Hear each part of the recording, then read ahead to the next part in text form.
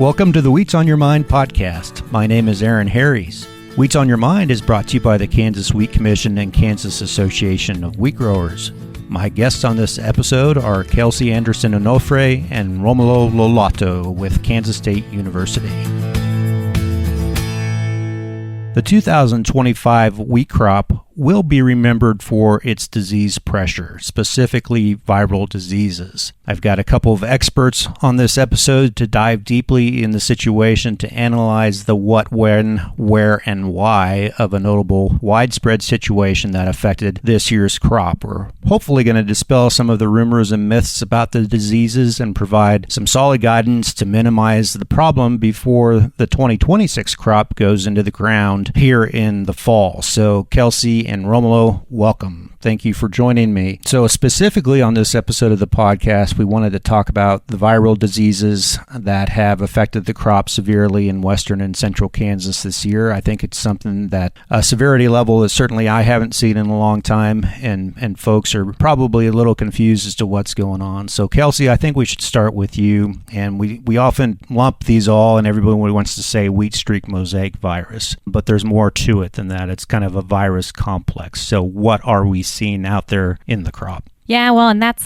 thanks for having me, Aaron. It's always good to be on here. And I think that's the key message here is that we're actually dealing with a complex of viruses, right? Not just a single virus. And that's probably changed. Our understanding of that has changed over the last several years. So really we have three main viruses that we're thinking about here in Kansas. The first is wheat streak mosaic virus, right? That's where we get the name for the complex. The second is triticum mosaic virus, and that's important because we've seen a little more of that in recent years. And the third is high plains wheat mosaic virus, right? So if you do send a sample to the diagnostic lab at K-State, don't be surprised if you see results for all three of those viruses. And it's pretty common, and we've seen this a lot this year, to have more than one of those viruses active in the same plant or in the same field. Now, that's relevant for a couple of reasons. First, if you have co-infections, so say you have wheat streak mosaic virus mixed with triticum mosaic virus, there's been several studies that have documented synergistic yield loss. So we can expect higher levels of yield loss when we have those co-infections occur together than when we have a single viral infection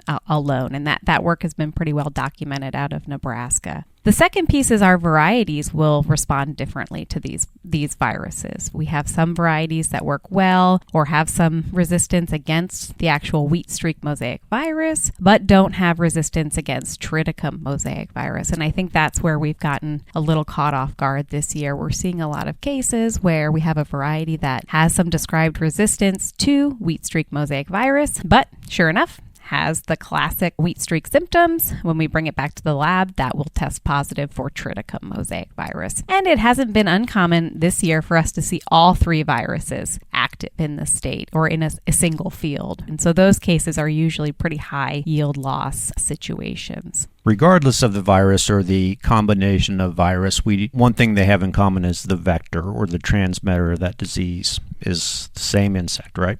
Right. So all three of these viruses are moved around by the tiny wheat curl mite. These are microscopic mites. They're impossible to see without magnification, without either a dissecting microscope or some hand lens magnification. They're extremely small, but they move these viruses around and can be pretty damaging. They can even cause symptoms alone. So they can cause some leaf curling, but the most severe symptom that they cause is that transmission of virus. So Romulo, when was the earliest sign that you knew that, the virus problem was going to be widespread? Was it more of a fall issue or a spring issue when you were out and about looking at fields?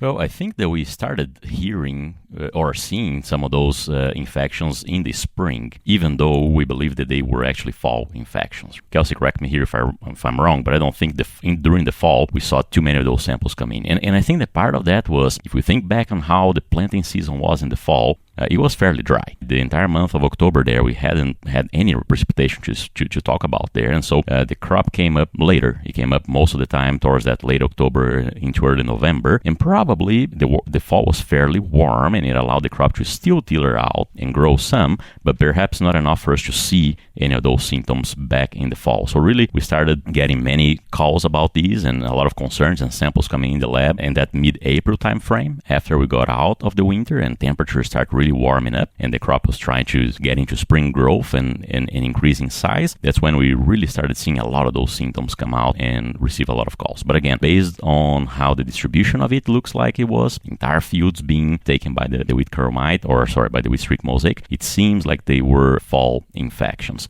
And, Aaron, I think I've been here, I don't know if kind of sad to say, but long enough now that I can almost give a historical perspective there. If we think back in 2017, which was another year when we had a lot of wheat streak mosaic around the state, the difference between these 2 years was that in 2017, it seemed more localized. We had a couple of really large hotspots around the state. One of them in that Dayton area. You could travel, probably 1 hour, and both sides of the road you had wheat that was boot height and bright yellow, and south of Tribune. Those two regions were really, really taken by wheat streak mosaic, but really not the rest of the state. And this year, it seemed like we were seeing infected fields pretty much throughout the state. And Kelsey, what's the key difference here is the fungal diseases, the rusts, do not overwinter in Kansas. The mites do, however. Right. So unfortunately, the mites do survive the winter and they survive the summer. So the mites, they're interesting. They do kind of their best reproduction when we're in the 70-degree range. So we're 70 to 80 degrees. That's when mites are reproducing. They're producing 12 to 25 eggs each. So they can reproduce very rapidly.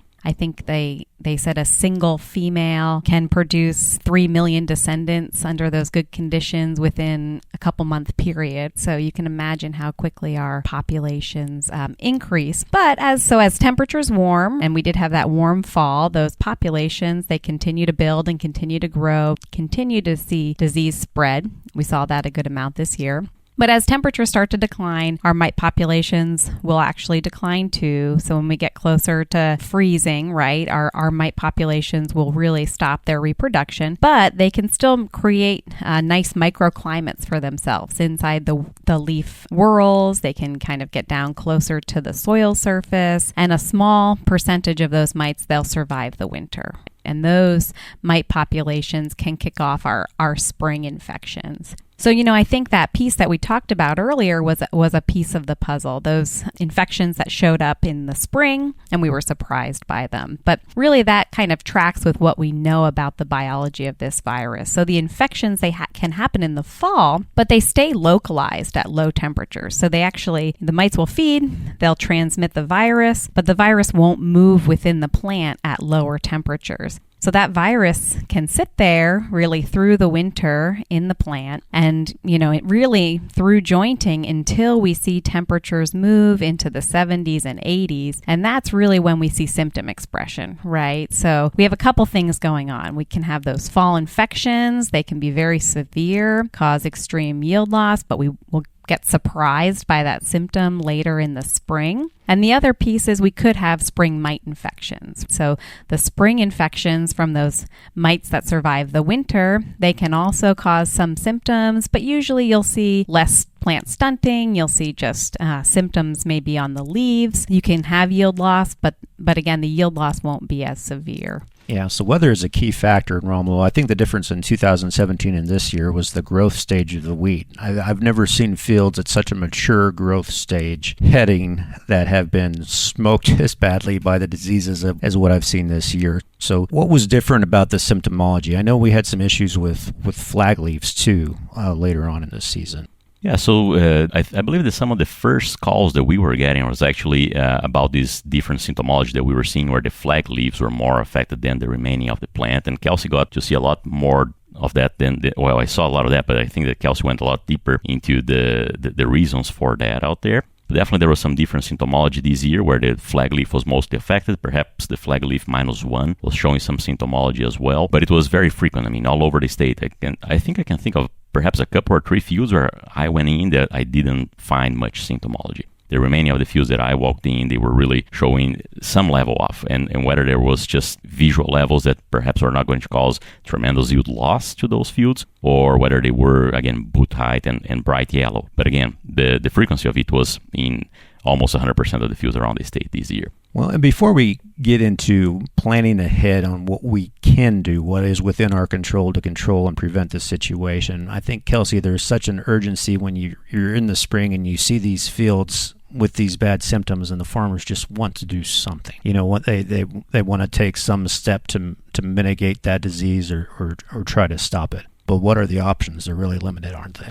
Right. So unfortunately, this is a disease like some other diseases that once you see the symptoms, right, it's really too late to make any management decision. So we'll talk maybe more about some of the key things we can do before we see symptoms. But like I mentioned, the infection that happened really early. So the infection happens long before we see the actual virus symptoms. And really, by the time we see those virus symptoms, it's too late to do anything. And we get that question a lot, particularly around miticides or some other, supplemental pesticides and things like that. And why aren't those effective? Is it just because of the nature or habit of the mite? Yeah, that's exactly right. So there have been some studies that have shown that, under very controlled conditions, when you have very small populations of mites in a greenhouse, you can get some mite suppression with some of these commercial insecticide products. But the key of those studies is, although you've killed some mites and you maybe have killed a significant amount of mites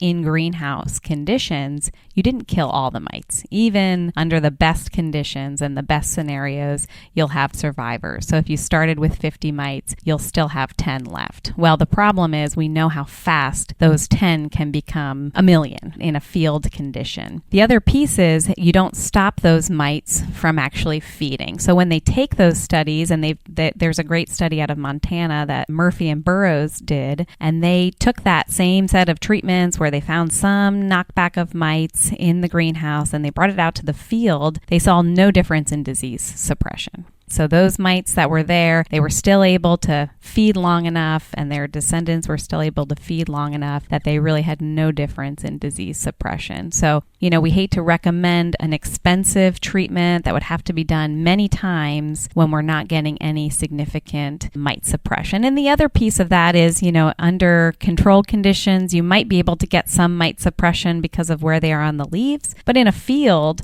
it's very hard to make contact or actually have good control of the mites and the eggs. So in a field condition, getting any significant amount of control really has not been shown to be effective. Again, an expensive treatment that really hasn't shown any benefit for disease suppression. And we hate to see people spending money they don't need to spend. And I think it needs to be said, just to make sure people are totally clear on it, fungicides have no effect either.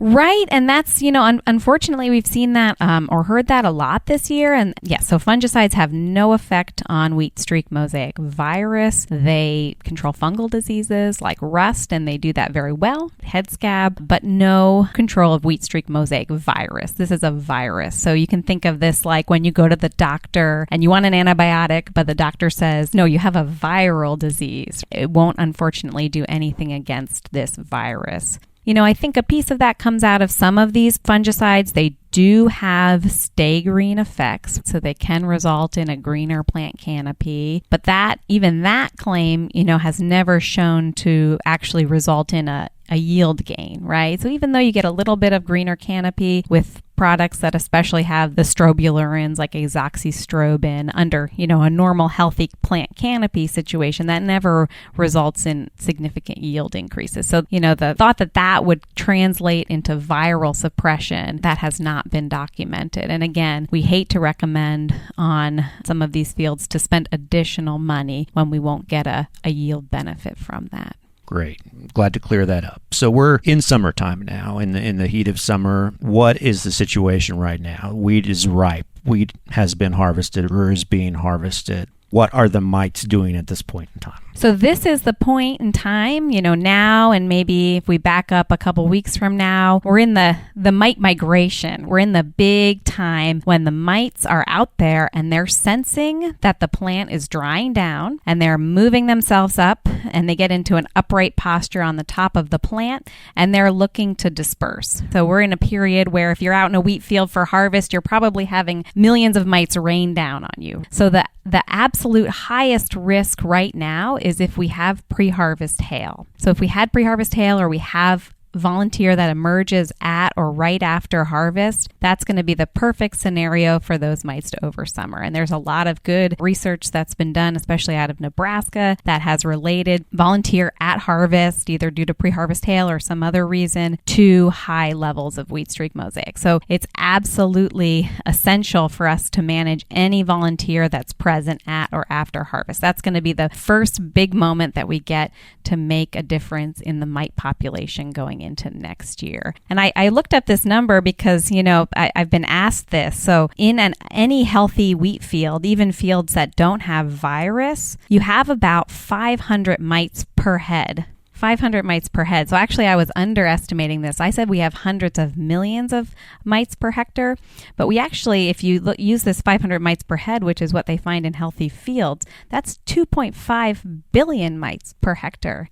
Think about 2.5 billion mites. So that is a lot of mites we're going to have out active in Kansas. So the period around harvest really is a critical, window for management. Yeah. So Romulo, volunteer wheat, I don't think is going to be a problem this year in the sense that we're not going to have a problem with volunteer wheat coming up. There's been a lot of rainfall prior to harvest, during harvest, hail and wind. We're going to have volunteer wheat, aren't we? Absolutely, yeah. All the conditions that we had this year with very, very strong winds and lodged wheat out there, hail as well, that will all lead to more volunteer wheat, right? And one of the things, Aaron, that we were talking here that I mentioned earlier, that we went from a few hot spots, mostly western Kansas, to statewide, right? That has to do also, of course, with the distribution of volunteer wheat, but probably changes in the cropping systems across the state that led to greater volunteer wheat, perhaps in central Kansas, for example. And along those lines, what I have in mind here is like we have a lot more double cropping to date. And so growers harvesting their wheat and going into double crop soybeans or double crop milo. And in those canopies, it would be much harder to control volunteer wheat, especially on double crop milo, but in soybean stores late in the season as well, right? And perhaps it's right there under the canopy and we cannot see it. And cover crops also. So we have a lot more summer cover crops going in right after wheat harvest. And in those cases, we're definitely not controlling volunteer wheat that is coming up from these situations that you mentioned in hail and lodging and wind and whatnot. Not only summer cover crops, but also winter cover crops planted early. If somebody's putting wheat as a cover crop and planting late August, early September, or triticale as a cover crop planted in that time frame as well, definitely those will act as green bridges. So yes, we are having problems with volunteer wheat this summer, and especially difficult to control in these situations we just mentioned because of changes in cropping systems. Yeah, so we've got to starve the mites, right, Kelsey? And to starve them, we've got to know what they eat or what they prefer to eat. And we've talked about this volunteer wheat. But what are some of those other green bridge crops that they can survive in? Yeah, that's a great question. So volunteer wheat is by far the most important alternative host. And, there's been some good studies that document this just in terms of, right, the mites like volunteer wheat the best, right? And they reproduce at their highest rates on volunteer wheat. And it's usually more abundant than other things in the landscape. So we can usually get these pretty large areas of volunteer wheat for those mites to build up on. But there are some other places where those mites can survive. So, for example, we have some of our summer crops that can be, short-term hosts. Corn, for example, especially if it's a later planted corn. So if we're planting later, and think about this when we're harvesting, right, or when we're getting close to harvest and we're getting that mite rain period, and we have corn that's young or just planted, that's when corn's, most susceptible to hosting those curl mites. So that can serve as a green bridge. And we get this question quite often. Some of the research out of Nebraska has shown that really by the time we get to black layer, we're really losing most of our curl mites on corn. So when we kind of get to that black layer, we're at 30% moisture. That's when corn kind of fades away as a host. And, these curl mites, they don't really like corn leaves. When the corn plants get older, they can move to the husks. But again, that's really not their preferred source to survive. Milo is similar, right? We can get some curl mites surviving early in a early sorghum crop, but again, that's not a preferred host. Other grasses can be. Romulo mentioned triticale, so that's an important, piece of our cropping system that we need to be careful of. We know the mites survive on triticale and the virus can be present in triticale. Rye is a very important host and can be an important host for the curl mites and for the viruses themselves. And then there are a number of, weedy hosts and pasture grasses that can also host the curl mites and can have the virus. It's very important, for an alternative host to have both. We're really thinking about the ability to host the curl mites and have the curl mites reproduce on those hosts, the ability to have the virus, and then we're really thinking about how abundant is this crop in the landscape, right? Or this plant in the landscape, right? If there's just a few patches of barnyard grass, that's very small level of importance compared to a giant stand of volunteer wheat. And then it's, what's the timing? So where are these crops when we're harvesting wheat and those mites are showering down? And where are these plants when we're actually drilling our fall crop, right? Those are kind of the key pieces to determine the risk of other grassy species in the landscape. But there are a lot, right? I think there are about 90 grass species that have at least been shown to some level to be able to host the curl mites, and potentially have some viral infection. But again, the most important still remains that stand of volunteer wheat. And usually when we have very devastated areas, there is some volunteer wheat nearby that remained uncontrolled. So it's a long answer. They can survive. These curl mites can survive in a lot of places, and they can survive, at low levels in a lot of places. And that virus can infect some of these alternative crops. And when we think about it, volunteer wheat being such a preferred host, and Kelsey mentioned this before, it means that the mites are really reproducing fast in that host. Whereas these other hosts that are non-preferred, it doesn't mean that they are not reproducing, perhaps just a slower rate or slowly the population dwindles down. So if we think of timing of things here, if we let these populations grow in the summer and really increase their levels out there, by the time we come and control the volunteer, what happens is that they might go in an alternative host that is not preferred, but it might be late enough that they can kind of just survive there and get by until the new wheat crop comes by. So it's kind of important to think it's kind of like a numbers game, as Kelsey was mentioning here, right? And the timing of it is very important, because if we let it explode over the summer, then even if we control the volunteer in the timing when we recommend, they might still be able to survive on nearby grasses that are not preferred, but then populations might decrease some, but we might have so much at that time that actually still causes problem when we plant our new crop. This is really a chess game, isn't it? You have to have situational awareness of where these host plants might be, when they are going to be, when you're going to plant your wheat. A lot of things to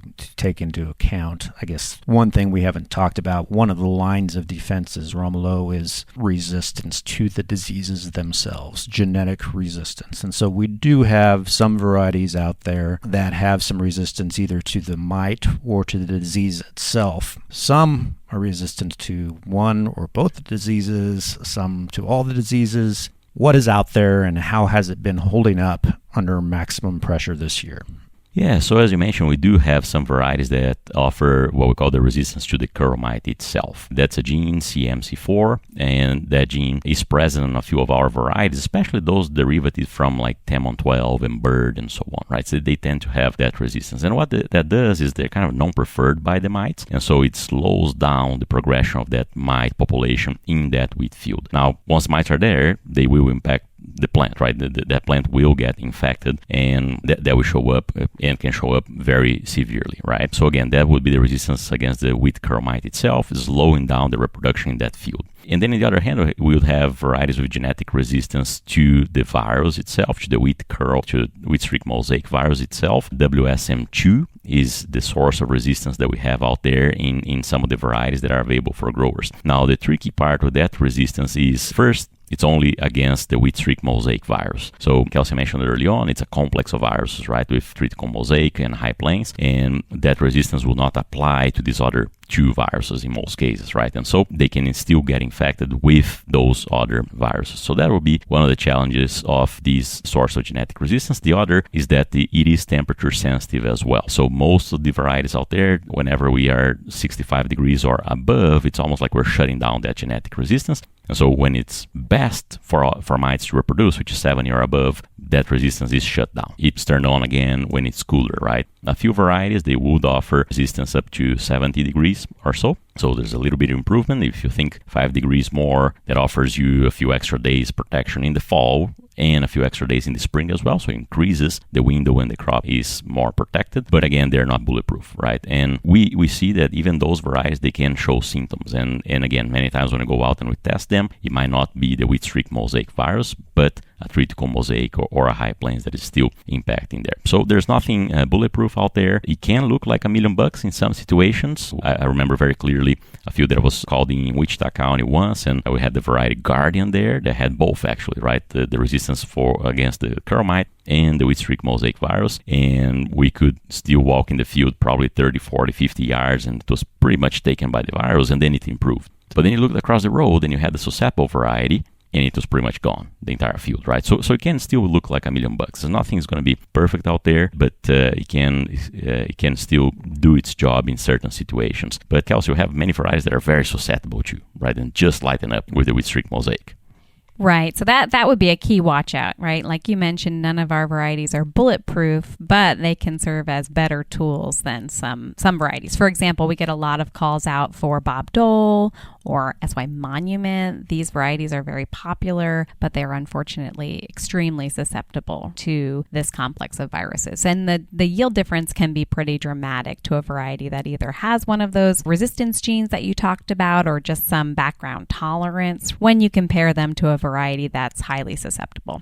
Like you mentioned, you might see these highly susceptible varieties not head out compared to, maybe yielding 30 bushel, even though you have some viral damage. So variety selection can make a big difference, especially if you're going into a high risk situation where you have, some volunteer wheat nearby. Before we move on for varieties, I think a very important question is, can these diseases be transmitted via seed? For example, farmer harvesting a field that is infected, saving that seed back to replant next year. Will the virus be in those kernels? So the answer is yes. This virus is seed transmitted at low levels. So that's the key. So you can get about 1% transmission. So if you imagine 100 seeds, you might expect one plant to be infected. Now, how much that influences disease in the next season, usually we don't see that as big of an issue compared to those local sources of mites and volunteer, because then you also have to have the mites and you have to see, have spread from those plants early in the season, right? So we're less concerned, although, that's something that people should be aware of, that this can be seed transmitted at very low levels. I think one of the things we should discuss here is identifying that window when that green bridge needs to be killed, when that volunteer wheat needs to be dead. We've already talked about volunteer immediately after harvest. Kill that stuff because you don't want the mites to multiply in here. But there's that pre-planting window. I know you guys are working on something that maybe put brackets around that, define different time windows by dates in different parts of the state where we want farmers to keep that volunteer wheat dead. Right. Well, and I think we're trying to be a bit more specific about our recommendation here because, like you said, the solution is really lowering our mite populations, not just in one field, right? But we need to lower mite populations regionally. So, classically, maybe our recommendation is 2 weeks pre-planting, but there's an issue with that, right? Because if my neighbor planted 2 weeks before me, that didn't really cover me, right? So I might have everything nice and dead and clean 2 weeks prior to planting, but I planted planted October 15th and my neighbor planted October 1st, well, there's already established fall wheat. So that 2-week window becomes a little less important. So what we're doing is backing off of that and really focusing in on a pre-planting window. So before we hit our optimal planting window in a region, we're recommending to keep that area clean and with free of volunteer for that, period just prior to planting in the region. Hopefully that has a better effect on our total mite population going into our optimal planting in the region. So the key there is to having wheat dead in those periods. Some of our herbicides, they take a little time to work, right? And that's actually a good time for our mites to get into their nice migration posture and look for somewhere to go, right? So we really have to have that volunteer wheat dead going into those windows. The other piece is, where at all possible, we really want to avoid getting those fall established cover crops in during those windows. So we really want to avoid having our triticale or, fall rye established in those periods pre-planting. These viruses have been in places that they aren't traditionally located. So we're seeing them in central Kansas, reports of some of these viruses in northeast Kansas on limited wheat acres in that part of the state, obviously. And people might not necessarily recognize them. So if they suspect something is happening, what is the process for collecting a tissue sample and using the resources available that K-State has? Right. So at the K-State Diagnostic Lab, we test for all of these viruses. We actually test for a panel of 6 viruses, wheat viruses, including the wheat streak mosaic virus, triticum mosaic virus, high plains wheat mosaic virus. And in that test, we also include barley yellow dwarf virus and the soil-borne viruses, spindle streak and soil-borne mosaic virus, right? So we have that whole test. And you can easily submit a sample. The best way to do that is to bag the whole plant, right? You want the whole plant in a Ziploc bag or a large trash bag. You want to make sure you isolate the roots. You can wrap another bag around them just so we avoid getting soil on that plant leaf, right? And then you can either submit them directly to the K-State Plant Diagnostic Lab, or you can drop them off at your local extension office. The good thing is, if you submit them through your extension office, you do get a small discount for this testing. So that's always a good way to work with extension and also get these samples submitted. So again, yes, that's a service that we had. This year we had record number of samples come through the diagnostic lab. So I know they were working overtime, but we're happy to do that to get these answers and reports to producers to know what you have. There are things that wheat streak can be confused with, right?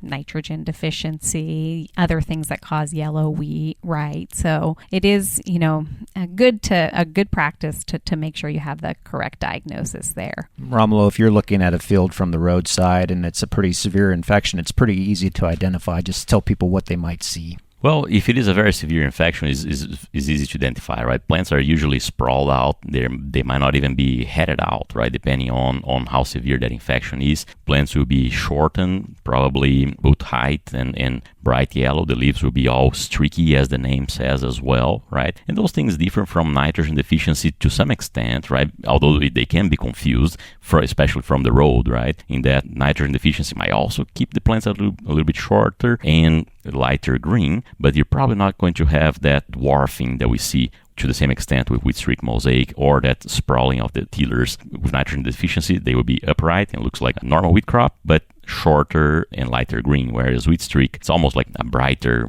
yellow type of color, and again, very sprawled out, and leaves are all streaky. But they can be confused, and visually, one can make the other one worse as well, right? I mean, we see that just this year with Kelsey, we had a nitrogen rate trial in Russell, and visually it was much worse, the symptoms of wheat streak in the nitrogen deficient crop than in the healthier crop, right? And we're still working through that and trying to understand what all is going on, but there is that confounding factor that, a plant that is not healthy because it has some other deficiency going, at least visually can look much worse when wheat streak is there as well. But definitely can be confounded, and the best way to identify and know for sure what you have is to send the plants to the diagnostic lab. And I can make a couple other comments about the symptoms. They can look a little different variety to variety. So some varieties will have a more white symptom. Some look more buttery yellow, right? Sometimes the symptoms can be more severe again when we have co-infections. Sometimes early infections, again, you can see full plant splayed out. Those late infections will typically see flag leaves infected only, right? So our symptoms can vary field to field, and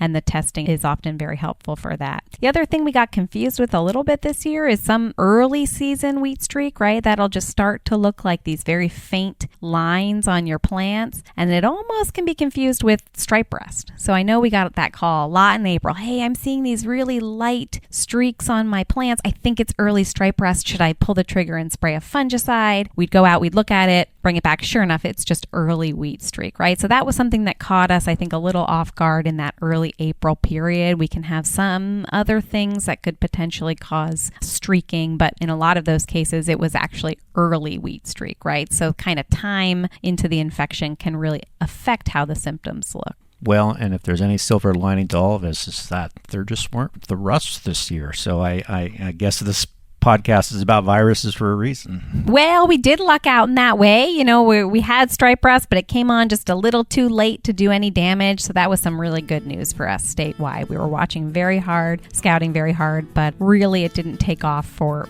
yield limiting levels. So that was a piece of good news that we had disease-wise here. It's not good to get stripe rust on top of wheat streak, right? Exactly, yeah. So, well, Kelsey and Romulo, thank you so much. We're fortunate to have extension experts like you staying on top of these issues. Recommend you follow both of these folks on social media and just, subscribe to Agronomy e-News through Extension and just use the wealth of information that's out there.